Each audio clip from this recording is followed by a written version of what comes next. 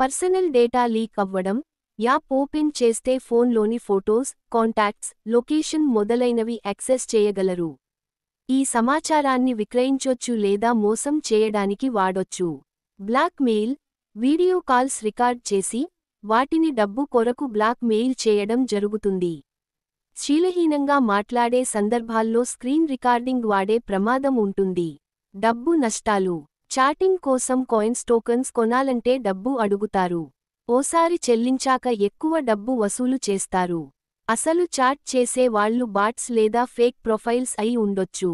Cyber crime కేసులు కొన్ని యాప్లు పోర్న్ వీడియోలతో మాయ చేస్తూ, వీడియో కాల్స్ చేస్తూ అక్రమంగా వీడియో తీస్తారు. ఇటువంటి వీడియోలతో బ్లాక్ మెయిల్ చేస్తూ న్యాయపరంగా కూడా సమస్యల్లో పడే అవకాశం ఉంటుంది. అసాధారణంగా డిజైన్ చేసిన లేదా తెలియని డెవలపర్ల యాప్లను ఇన్స్టాల్ చేయవద్దు. మీ ఫోన్లో పర్మిషన్స్ అడిగినప్పుడు అవసరమైనవి మాత్రమే ఇవ్వండి. పర్సనల్ సమాచారం, ఫోటోలు, వీడియోలు ఎవరితోనూ షేర్ చేయవద్దు. వీడియో కాల్స్ రికార్డు చేయబడే ప్రమాదం ఉందని గుర్తుంచుకోండి. మోసానికి గురైతే వెంటనే సైబర్ క్రైమ్ పోర్టల్ ద్వారా ఫిర్యాదు చేయండి.